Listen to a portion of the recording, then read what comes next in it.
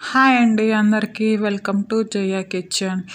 ఇవాళ చాలా త్వరగా చేసుకునే జీరా రైస్ ఎలా చేయాలో చూపిస్తానండి. చాలా ఈజీ, త్వరగా చేసుకోవచ్చు, అప్పటికప్పుడు చేసుకోవచ్చు. పిల్లలకి ఏమన్నా కూర నచ్చలేదు అని అలా చెప్పినప్పుడు అప్పటికప్పుడు చేసి పెట్టచ్చు, పిల్లలకి అయినా పెద్దలకైనా. ఎలా చేయాలో చూద్దామండి.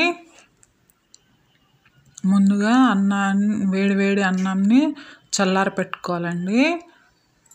కొంచెం చల్లారితే పొడిలాడితే బాగుంటుంది జీరా రైస్.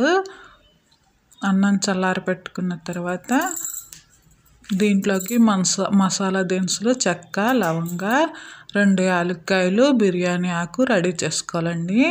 రెడీ చేసుకున్న తర్వాత స్టవ్ వెలిగించుకొని బాండి పెట్టుకొని 1 స్పూను నెయ్యి వేసుకోవాలి, 1 స్పూను ఆయిల్ వేసుకోవాలి. మొత్తం నెయ్యితో అయినా చేసుకోవచ్చు, ఆయిల్తో అయినా చేసుకోవచ్చు. నేనైతే 1 స్పూన్ నెయ్యి, 1 స్పూన్ ఆయిల్ వేసాను. మసాలా దినుసులు వేసాను, చెక్క, లవంగ, యాలక్కాయ, బిర్యానీ ఆకు బాగా వేయించుకోవాలి. మసాలా దినుసులు వేగిన తర్వాత 2 స్పూన్లు జీలకర్ర కూడా వేయించుకోవాలి బాగా. జీలకర్ర ఎంత ఎక్కువ వేసుకుంటే అంత మంచిది, హెల్త్కి కూడా మంచిది కదండి. బాగా జీలకర్ర చిట్టపట అని వేగిన తర్వాత పచ్చిమిర్చి వేసుకోవాలి. దీంట్లో రెడ్ కారం వాడండి, మొత్తం కారం మొత్తం ఈ మిరపకాయలతోటే ఉండిద్ది, అందుకని కొంచెం ఎక్కువ వేసుకోవాలండి పచ్చిమిర్చి కూడా వేగిన తర్వాత దీంట్లోనే తగినంత సాల్ట్ వేసుకోవాలి.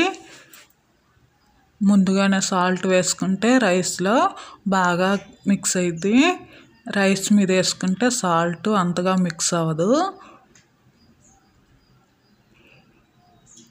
ఇంకా మొత్తం బాగా కలిసేటట్టు కలితిప్పుకోవాలండి.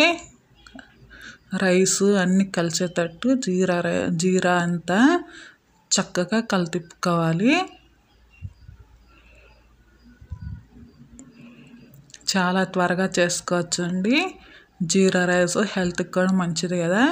మనం రెస్టారెంట్కి వెళ్ళి తెచ్చుకునే అవసరం లేదండి, ఇంట్లోనే అప్పటికప్పుడు చేసుకోవచ్చు.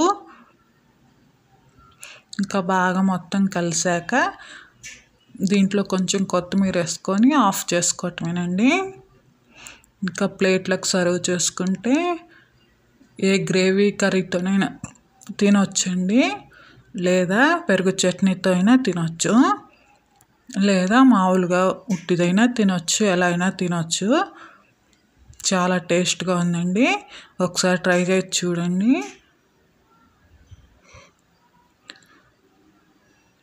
ఈ వీడియో ఎవరైనా కొత్త వాళ్ళు చూస్తున్నట్టయితే నా ఛానల్ని సబ్స్క్రైబ్ చేసుకోండి. ఓకే అండి, బాయ్.